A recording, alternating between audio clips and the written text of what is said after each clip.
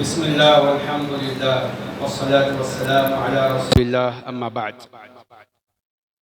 मुहतरम बुज़ुर्ग मुसल्लियान मस्जिद, नौजवान दोस्तों, पर्दानशीन ख़वातीन इस्लाम और प्यारे बच्चों, अल्हम्दुलिल्लाह आज की तरावीह में हमने सूरे आले इमरान सूरा नंबर 3 की तिलावत मुकम्मल सुनी है और सूरे निसा का आगाज़ हुआ है और 5वें पारे की भी शुरुआत हुई है। जो आयतें हमने सुनी हैं, आज बहुत सी ऐसी बातें तरावीह में आयतों के दरमियान हमारे सामने आई हैं जो बहुत ज़्यादा तवज्जो तलब हैं। बहुत से मसाइल हैं जिनमें निकाह के, तलाक़ के मसाइल, लेन देन के मसाइल, वसीयत के मसाइल और विरासत के मसाइल, किन ख़वातीन से निकाह करना चाहिए, किन से नहीं करना चाहिए, ये तमाम तफासील जो है आज की आयतों में हमने सुनी हैं। आइए उनमें से चंद एक बातें हम समाअत करते हैं। पहली आयत जो आज की तरावीह में हमने सुनी, जिससे आज की तरावीह का आगाज़ हुआ है, वो आयत बहुत अहम है। सूरे आल इमरान की आयत नंबर 181 है। अल्लाह ने फरमाया, लक़द समिअ अल्लाहु क़ौलल लज़ीना क़ालू इन्नल्लाहा फ़क़ीरुन व नहनु अग़निया। अल्लाह ताला यकीनन उन लोगों की बातों को सुन लिया है, सुन चुका है, जिन लोगों ने अपनी ज़बान से इतना बुरा जुमला कहा। क्या कहा? इन्नल्लाहा फ़क़ीरुन व नहनु अग़निया, कि अल्लाह मोहताज है, अल्लाह ज़रूरतमंद है, अल्लाह फ़कीर है, व नहनु अग़निया, और हम मालदार हैं। अल्लाहु अकबर। इतना बुरा और गंदा जुमला उन्होंने अपनी ज़बान से अदा किया। अल्लाह ने कहा कि इस जुमले को अल्लाह ने सुना है। ये जो आयत है, इसका एक खलफिया है, इसका बैकग्राउंड है, इसका एक शान नुज़ूल है जिसकी वजह से आयत नाजिल हुई। हज़रत अबू बकर सिद्दीक़ रज़ियल्लाहु अन्हु मदीने में जा रहे थे तो देखा कि यहूदी एक घर में अपने यहूदियों को तालीम दे रहे हैं। तो अबू बकर सिद्दीक़ रज़ियल्लाहु अन्हु वहाँ गए और वहाँ यहूदियों का एक आलिम जिसे फिनहास कहा जाता है, वो बैठ कर तालीम दे रहा था। तो अबू बकर सिद्दीक़ रज़ियल्लाहु अन्हु ने कहा उस यहूदी आलिम से, राहिब से, कि तुम जानते हो कि मोहम्मद सल्लल्लाहु अलैहि वसल्लम अल्लाह के सच्चे रसूल हैं और किताब कुरान मजीद ये अल्लाह की नाज़िल करदा सच्ची किताब है। तुम फिर क्यों ईमान नहीं लाते? तुम क्यों इस्लाम कबूल नहीं कर लेते? उसको दीन की दावत दी, इस्लाम की दावत दी और उसे बड़े अच्छे अखलाक से इस्लाम की तरफ बुलाया। लेकिन उस शख्स ने, चूंकि वो मजलिस में बैठा हुआ था, ये दावत उसे नागवार गुजरी, तो उसने इन सच्ची बातों को सुनकर अपनाने के बजाय अपने, कहीं ऐसा ना हो कि यहूदी उनकी बात में आ जाएं, अबू बकर सिद्दीक़ की दावत को कबूल कर ले, उसने बड़े तंज के साथ ये जुमला कहा, हम कैसे उस रब पर ईमान लाएं जो रब के इंसानों से कर्ज मांगता है। वो आयत के कर्ज़न हसना वाली, कि अल्लाह ताला मन युक़रिदुल्लाह कर्ज़न हसना, कौन है जो अल्लाह को कर्ज़ हसना दे? कौन है जो अल्लाह के रास्ते में खर्च करे? कौन है जो अल्लाह के रास्ते में खर्च करके अल्लाह के पास बेहद हिसाब अजर और सवाब का मुस्तहिक बने? कौन है ऐसा शख्स? तो ये आयत अल्लाह के रास्ते में खर्च करने पर उभारने वाली आयत थी। तो इन यहूदियों ने कहा कि अल्लाह ताला मोहताज है कि कर्ज मांगता है और हम मालदार हैं। ये जुमला कहा और बड़ी बदतमीजी से पेश आया। अबू बकर सिद्दीक़ रज़ियल्लाहु अन्हु, जो कि बड़े सब्र वाले, तहम्मुल वाले, बाखलाक, बुर्ज़बार, गुस्सा आ गया, खींच के एक तमाचा उसके मुंह पे मारा। तो वो फिनहास फौरन दौड़ता दौड़ता अल्लाह के नबी सल्लल्लाहु अलैहि वसल्लम के पास आया और आके शिकायत की, कहा कि अबू बकर मुझ पर हाथ उठा लिए, आप लोगों को दावत सिखा रहे हैं या मारना सिखा रहे हैं। अल्लाह के नबी सल्लल्लाहु अलैहि वसल्लम ने माजरा सुना, अबू बकर सिद्दीक़ रज़ियल्लाहु अन्हु को तलब किया, फरमाया क्या माजरा है, ये फिनहास ये आलिम ऐसा कहता है, आप पर इल्जाम लगाता है। अबू बकर सिद्दीक़ रज़ियल्लाहु अन्हु ने पूरा किस्सा सुनाया कि इसने अल्लाह के शान में गुस्ताखी की, मुझे अल्लाह के लिए गुस्सा आया और मैंने उसके मुंह पे थप्पड़ मारा, ये सच है। लेकिन इसने जो जुमला कहा, मैं वो जुमला आपको सुनाता हूं। उसने कहा कि तुम्हारा अल्लाह फकीर है और हम मालदार हैं। अल्लाह अकबर। तो उसने झुटलाया, यहूदी बड़े झूठे होते हैं। उसने झुटला और कहा कि मैंने ये नहीं कहा, मैंने ये नहीं कहा। अल्लाह अकबर। अल्लाह ताला ने अबू बकर सिद्दीक़ रज़ियल्लाहु अन्हु की ताईद में सातों आसमान से आयत नाज़िल फरमाई, फरमाया लक़द समिअ अल्लाहु क़ौलल्लज़ीना क़ालू इन्नल्लाहा फ़क़ीरुन व नहनु अग़निया सनक्तुबु मा क़ालू। इन्होंने जो कुछ कहा है उसको हम लिख कर रखेंगे, हमने उसको लिख रखा है, रिकॉर्ड करके रखा है उनके जुमले को। व क़त्लहुमुल अंबिया बिग़ैरि हक़। अल्लाह के शान में इस तरह की गुस्ताखियां तो ये करते ही रहे हैं, और क्या उन्हें याद नहीं है कि वो अंबिया के शान में कितनी गुस्ताखियां करते रहे, कि अंबिया इकराम को कत्ल करते रहे। अंबिया का कत्ल करना और अल्लाह की शान में इस तरह के जुमले कहना, ये हमने इसको लिख रखा है।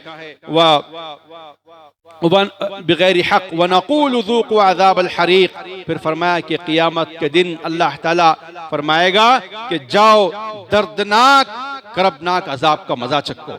तो ये उनकी सजा होगी, ये उनका अजाब है जो अल्लाह ने मुकर्रर फरमाया है। ज़ालिका बिमा क़द्दमत ऐदीकुम व अन्नल्लाह लैसा बिज़्ज़ल्लामिल लिल अबीद। फरमाया कि इस वजह से कि तुमने ये गुनाह आगे भेजे थे, तुमने अल्लाह की शान में गुस्ताखियां करके अपने आप पर जुर्म साबित कर लिया था, और अल्लाह ताला बंदों पर जुल्म करने वाला नहीं है। तो यहाँ चंद बातें इस आयत में गौर करने की हैं। अल्लाह ने फरमाया सनक्तुबु मा क़ालू, कि वो जो कुछ कहते हैं हम उसे नोट कर लेते हैं। याद रखिए कि हमारी जो दिल की नीयत है इसे सिर्फ अल्लाह जानता है। जबान से हम जो जुमले कहते हैं वो जुमले लिख लिए जाते हैं। मा यल्फिज़ु मिन क़ौलिन, दूसरी आयत में अल्लाह ने फरमाया, सूरह क़ाफ में है, मा यल्फिज़ु मिन क़ौलिन इल्ला लदैहि रक़ीबुन अतीद, कि कोई इंसान एक जुमला भी अपनी जबान से अदा नहीं करता है इल्ला कि वो नोट कर लिया जाता है। एक लफ्ज भी अगर हम बोलते हैं तो वो नोट होता है, उसे रिकॉर्ड कर लिया जाता है। अल्लाह अल्लाह। एक वो वक्त था कि जब इस पर ईमान लाना गैब पर ईमान का हिस्सा था, और आज हम अपनी आंखों से देखते हैं, हमारे हाथों में मोबाइल है, हम बोलते हैं वो लिखता है। नहीं है ऐसा? क्या ये वाकया नहीं है? सनक्तुबु मा क़ालू। अल्लाह ने फरमाया कि वो जो कुछ कहते हैं हम उसे लिख लेते हैं, नोट कर लेते हैं। सहाबा इकराम के ईमान पर उनके ईमान पर हमें रश्क करना चाहिए, कितना सच्चा पक्का ईमान था कि वो ईमान ला लिए अल्लाह के इस कौल पर। और आज ये ईमान बिल गैब नहीं रहा, बल्कि ईमान भी शहूद रहा है।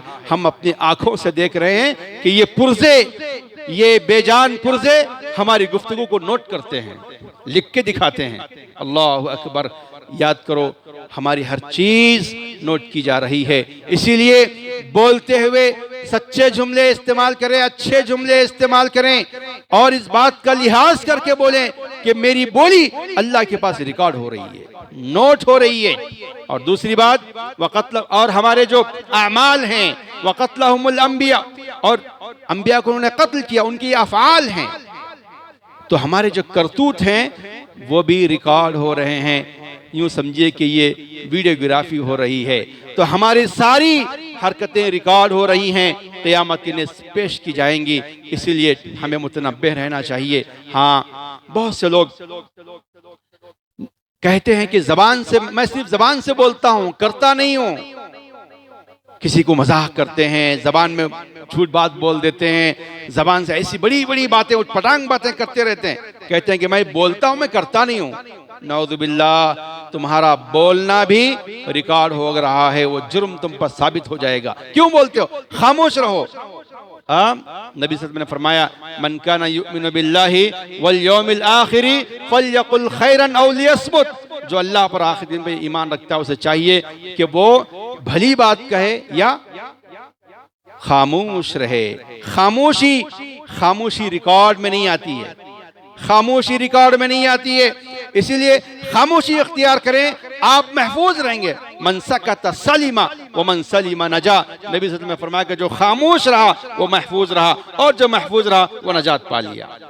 तो मालूम ये हुआ कि खामोशी बेहतर है, साइलेंस इज गोल्ड, खामोशी सोना है।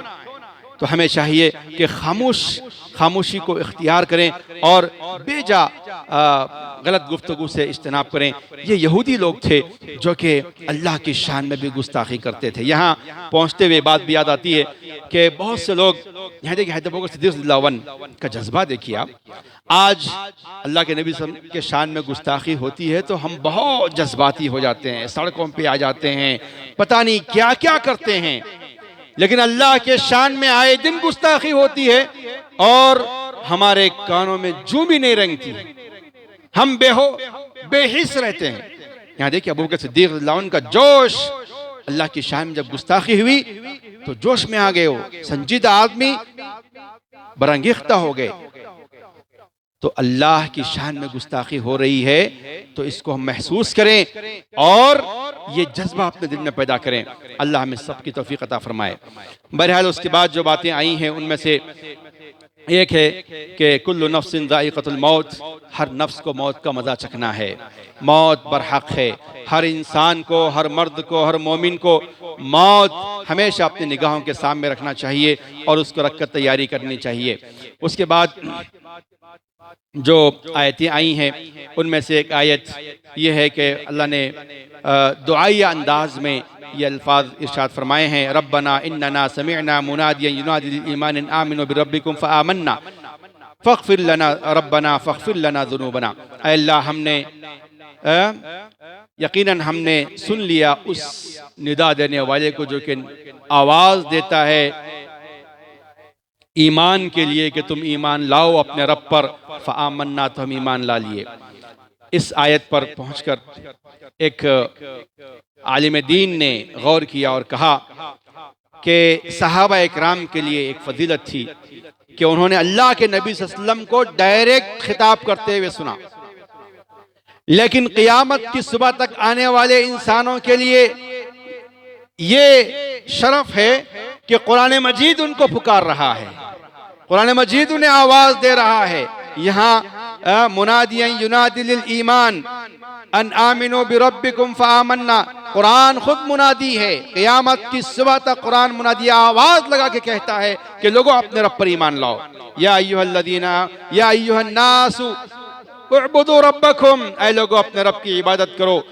कुरान क़यामत की सुबह तक निदा देता है, तो इसकी आवाज को सुनकर ईमान लाना ये बड़े शरफ की बात है। उसके बाद जो लोग ईमान लाए हैं यहाँ अदब भी सिखाया गया है। फरमाया रब्बना फग़फिर लना ज़ुनूबना, ईमान लाने के बाद सबसे अहम जो बात अल्लाह से दुआ के तौर पर मांगते वो अपने गुनाहों की माफ़ी है।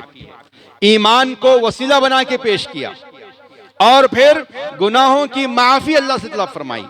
तो मालूम यह हुआ कि सबसे अहम बात जो हमें अल्लाह से ईमान के बाद जो माफ़ी मांगनी है, जो अल्लाह से मुतालबा करना है, वो अपने गुनाहों की माफ़ी है। अल्लाह हमें तौफीक अता फरमाए।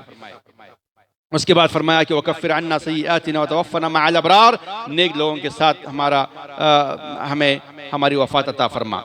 उसके बाद जो आयतें आई हैं उनमें से सूरह आल इमरान की आखिरी आयत, इसमें जंगे उहद का तज़किरा भी गाहे गाहे आया। जैसे कल जंगे बदर का तज़किरा आया था, जंगे उहद का तज़किरा आया, उसमें मुसलमानों को कुछ यानी जंग जीतने के बाद फिर हार का मज़ा चखना पड़ा। इसकी वजह यह थी कि अल्लाह के नबी सल्लल्लाहु अलैहि वसल्लम की इताअत को सहाबा इकराम ने थोड़ी देर के लिए छोड़ दिया था। अल्लाह के नबी सल्लल्लाहु अलैहि वसल्लम ने फौज कशी की थी और देखा कि काफिरों की पूरी फौज है, चंद घोड़े एक तरफ साइड में रखे हुए हैं। आपने देखा ये घोड़ों को मैदान जंग में नहीं उतारा गया है, क्या वजह है? तो देखा कि शायद ये लोग जब जंग चलते हुए पीछे से हमला करने का इन्होंने इरादा रखा है। तो आपने कहा कि पीठ के पीछे जो पहाड़ है उस छोटी से पहाड़ पर वहां एक टीले पर 50 तीरंदाजों को मुकर्रर फरमाया और कहा कुछ भी हो जाए जब तक मेरा हुक्म ना आए दोबारा वो छोड़कर मत आना। लेकिन हुआ ये कि जब मुसलमान जंगे ओहद में पहली मर्तबा लड़े, बड़ी जवां मर्दी से लड़े, तो सबके कुश्ते के पुश्ते लगा दिए, सब पीठ फेर कर भागने लगे। तो जब जंग जीत गए, माल गनीमत जमा कर रहे थे, सहाबा ने सोचा कि नबी सल्लल्लाहु अलैहि वसल्लम शायद जंग के मामले में ताकीदी जो हुक्म दिया था वो जंग जीतने से पहले की बात थी, अब तो जंग जीत चुके हम, लिहाजा उतर कर नीचे आ गए। कमांडर कह रहे थे कि नहीं मत जाइए, तो उनकी बात 40 सहाबा नहीं सुने, सिर्फ 10 सहाबा वहाँ रुके हुए थे, नीचे आ गए। खालिद बिन वलीद ने देखा कि वो मैदान खाली हो चुका है, तो फिर फौरन पीछे से उन घोड़ों को लेकर के पीछे से आए और वो अभी तक मुसलमान नहीं हुए थे, पीछे से उन्होंने हमला किया। तो जीती ही भी बाजी हार में तब्दील हो गई। वजह अल्लाह के रसूल सल्लल्लाहु अलैहि वसल्लम का एक हुक्म नहीं मानने की वजह से। अल्लाह अकबर। उसके बाद बड़ी जो है मुसलमानों को फिर जो है सख्त आजमाइश का सामना करना पड़ा। 70 मुसलमान शहीद हो गए इस जंग में और पूरा मजा जो जीता हुआ मजा था वो खराब हो गया। तो उसके असबाब पर तबसरा करते हुए अल्लाह ने फरमाया कि तुम्हें चाहिए कि अल्लाह उसके रसूल की इताअत करें, उसमें कामयाबी है। और फरमाया वला तहिनु वला तहज़नु व अंतुम अल-अअलौना इन कुंतुम मुमिनीन, कि तुम्हें फिर अब गम करने परेशान होने की जरूरत नहीं है, तुम भी सरबंद रहोगे कि तुम पक्के सच्चे मोमिन हो। उसके बाद आखिर का जो आखिरी जो हिस्सा है, इस आखिरी हिस्से में फरमाया कि या अय्युहल्लज़ीना आमनु अस्बिरु व साबिरु व राबितु, ऐ ईमान वालो सब्र करो और दूसरे को सब्र की तलकीन करो, वराबितु और हमेशा अल्लाह के रास्ते में निकलने के लिए तैयार रहो, वत्तकुल्लाह लअल्लकुम तुफ्लिहून, अल्लाह से डरते रहो ताकि तुम कामयाब हो जाओ। तो ये सूरह आल इमरान की आखिरी आयत है जिसमें अल्लाह ताला ने इस बात का हुक्म दिया है मोमिनों को कि वो सब्र करें और दूसरों को सब्र की तलकीन करें। जंग में सख्त मुसीबत का सामना करना पड़ सकता है, जिंदगी के हालात में सख्त मुसीबतों का परेशानियों का सामना करना पड़ सकता है। ऐसी सूरत में इनफरादी तौर पर, इज्तिमाई तौर पर मुसलमानों को चैलेंजेस का सामना करना पड़ सकता है। ऐसी सूरत में चाहिए कि वो सब्र का दामन थामे रहें और सब्र से अपने दुश्मन का मुकाबला करें। और फरमाया, दूसरी जगह फरमाया कि या अय्युहल्लज़ीना, कि ऐ ईमान वालो तुम नमाज के जरिए से और सब्र के जरिए से मदद चाहो, इस्तईनु बिस्सब्रि वस्सलाह, इस बात का हुक्म दिया गया है। तो हमें चाहिए कि हम इसका ख्याल करें। उसके बाद सूरह निसा का आगाज हो रहा है। तो सूरह निसा में बहुत सी बातें औरतों के हुकूक के ताल्लुक से बयान की गई हैं। औरतों को खुश होना चाहिए कि औरतों के नाम से अन्निसा एक सूरा अल्लाह ने नाज़िल फरमाया है। आप देखेंगे अर्रिजाल के नाम से अल्लाह ने कोई सूरा नाज़िल नहीं किया। क्यों? इसलिए कि मर्दों के हुकूक पहले से मुसल्लम थे। औरतों के हुकूक को मनवाना, औरतों के हुकूक को समझाना ये मकसूद था। इसीलिए चूंकि आज से 1400 साल पहले औरतों के साथ जो जुल्म होता था, औरतों के साथ जो मामलात होते थे, वो इंतहाई नागुफ्ता बेहालात, बहुत जुल्म होता था उन पर। बच्चियों को जिंदा दरगोर किया जाता था। शादियां, कुरान मजीद पर लोग एतराज करते हैं कि 4-4 शादियों का इस्लाम ने हुक्म दिया है, इजाजत दी है। अल्लाह के बंदो, दीन पर एतराज करने वालों, निकाह की कोई लिमिट नहीं थी। एक एक मर्द 10-10, 12-12, 15-15 जितने मर्जी में उतनी निकाह करके रखता था और फिर औरतों को सताया करता था। तलाक भी देता नहीं था, निकाह में भी नहीं रखता था, परेशान करके छोड़ता। जैसा हमारे बहुत से लोग जो औरतों के हुकूक के लिए आज खड़े हुए हैं, उनकी बीवियों को खुद छोड़े हुए हैं और वो औरतों के हुकूक के जो है ना, बड़े मुसलमान औरतों के हुकूक के लिए खड़े हुए हैं, जबकि वो अपनी बीवियों पर इंसाफ नहीं कर पा रहे। तो वह यही ज़माने जाहिलियत में भी ऐसे ही था। आपको मालूम है, हिंदुओं में मर्द औरत को तलाक नहीं दे सकता है, मर्द औरत को नहीं छोड़ सकता, औरत मर्द को छोड़ सकती है। ये हिंदुओं में ये सिस्टम है। तो इन्होंने क्या किया है, अभी तलाक पे पाबंदी लगी है वो इसी नजरिए की वजह से। अच्छा, उन लोगों के पास मामला ये है कि अभी करीब में मेरे इल्म में यह बात आई कि एक हिंदू स्कॉलर ने बहुत रिसर्च किया, तहकीक किया निकाह के सिस्टम पर, मैरिज सिस्टम पर, शादी के निज़ाम पर उसने तहकीक किया, मुख्तलिफ मज़ाहिब का मुताला किया। उसका ये कहना है कि सबसे बेहतरीन तरीका इस्लाम का तरीका है, और एक वक्त ऐसा आएगा कि सारे लोग अपने सारे तरीके छोड़कर इस्लाम के तरीके को अपनाएंगे, मजबूर होंगे वो लोग, क्योंकि हर एक में जुल्म है, हर एक में ज़्यादती है, इंसाफ नहीं है कहीं पर भी। और अगर सच्चा इंसाफ निकाह के मामले में अगर है तो वो इस्लाम में है। बड़ा बेहतरीन हमारा निकाह का निज़ाम है, सिस्टम है, इसे समझने की ज़रूरत है। क्या है वो सिस्टम? यहाँ देखिए, अल्लाह ताला ने फरमाया है कि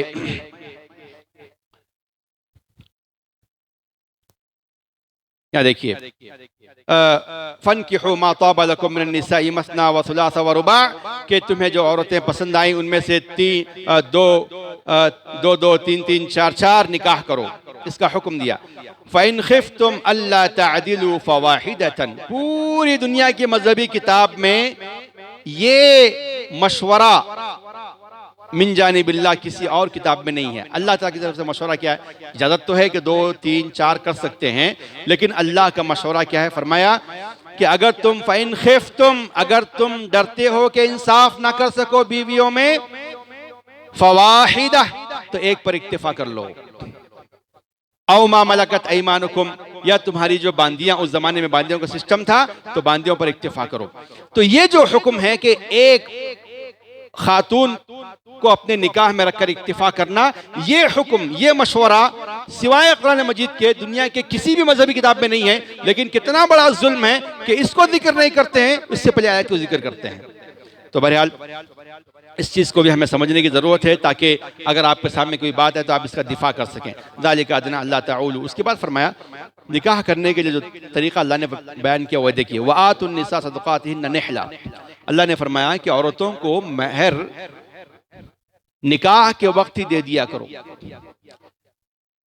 हिंदुओं में जो निकाह का सिस्टम है वो ये है कि निकाह के वक्त मर्द को जहेज दिया जाता है। निकाह के वक्त बच्ची वाले महर देकर, क्या बोलते हैं उसको, कटनम, जहेज देकर के, बच्चे को जहेज देकर लड़की निकाह करती है लड़के से, ये समझो आप।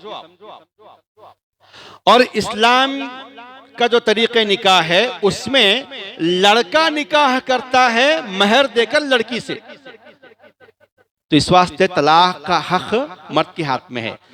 चूंकि हिंदुओं में लड़की निकाह करती है लड़के से, कटनम दे करके, जहेज दे करके निकाह करती है, इस वास्ते तलाक का हक उसके हाथ में है, वो छोड़ने की उसके हाथ में है। इसीलिए जब वो तलाक देती है तो पूरा वापस मांगती है, जहेज वापस मांगती है, कटनम पूरा।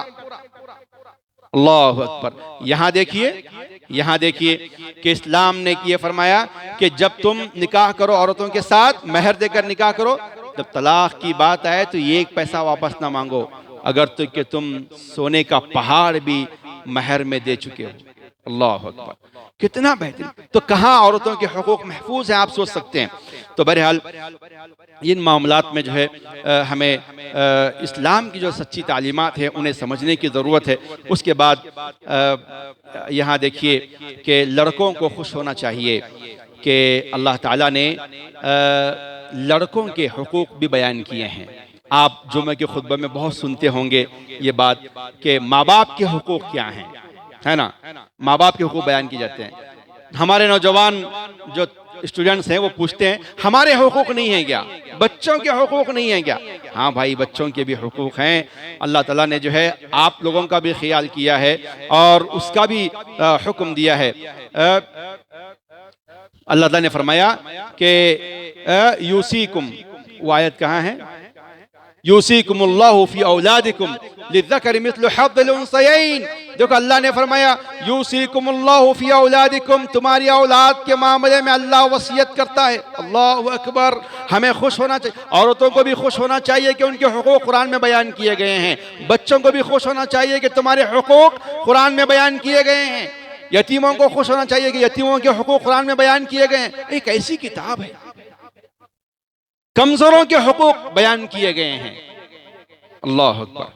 देखिए, अगर वालिद चाहे, वालिद की कमाई है, पूरी खर्च करके जा सकता है ना, किसी को दान दे के जा सकता है। कहा कि नहीं दे सकते आप, वसीयत सिर्फ 1/3 में होगी। 1/3 में बकिया 2/3 बच्चों में तकसीम की जाएगी, चाहे बाप चाहे ना चाहे। ये बच्चों के हुकूक हैं, बच्चों को मिलने चाहिए। अल्लाह अकबर। इसीलिए मैं ये कहता हूं कि हमें शरीयत को समझने की जरूरत है। बच्चों को भी, माँ बाप को भी, शौहर को भी, बीवी को भी इस्लाम को पढ़ने की जरूरत है। निजाम इस्लाम के सिस्टम को समझने की जरूरत है। तो हमारे अंदर की जितनी खराबियां हैं पूरी सुधर जाएंगी, इस्लाह हो जाएंगी। शर्त यह है कि हम कुरान मजीद को समझकर पढ़ने की कोशिश करें, पूरे हुकूक तफसील से। आपको मालूम होना चाहिए कि नमाज के अहकाम व मसाइल इतनी तफसील से नहीं आए जितने विरासत की तकसीम के अहकाम व मसाइल आए हैं। बच्चों के हुकूक, बच्चियों के हुकूक। अल्लाह अकबर। मेरी बहनों, गौर से सुनो कि तुम्हारा कोई हक नहीं था विरासत में। अल्लाह ताला ने जो है उसको जोर देकर औरतों के हुकूक को बयान फरमाया है। और उसे वो आयत जो जिसमें औरतों के लिए खास तौर से फरमाया है अल्लाह ताला ने कि फरमाया या अय्युहल्लज़ीना आमनू ला यहिल्लु लकुम अन तरिसु निसा करहा। इसको बहुत कारी साहब बहुत जोर देकर पढ़ रहे थे। कहा कि तुम्हें मोमिनों मर्दों को हुक्म दिया है, भाइयों को हुक्म दिया है, और बाप को हुक्म दिया है, बेटे को हुक्म दिया है। क्या फरमाया कि औरतों को विरासत में हक देते हुए दिल की तंगी से मत दो, बल्कि खुशी से दो, खुशी से दो, ये फरमाया। तो औरतों के हुकूक बयान किए गए हैं कुरान मजीद में। औरतों को भी चाहिए कि वो इन हुकूक को पढ़ें और उसको समझने की कोशिश करें। उसके बाद निकाह के मसाइल आए हैं, किससे करना चाहिए, किससे नहीं करना चाहिए। इंशाअल्लाह वो बातें अगले दर्स में आपके सामने रखी जाएंगी। दुआ है रब्बुल आलमीन से कि जो बातें आज की तरावीह की आयतों की रोशनी में आपके सामने पेश की गई है, मुंतखब आयतों की रोशनी में, उन बातों को याद रखने, उनके मुताबिक अमल की तौफीक अता फरमाए। आमीन व आखिर दाना अल्हम्दुलिल्लाहि रब्बिल आलमीन।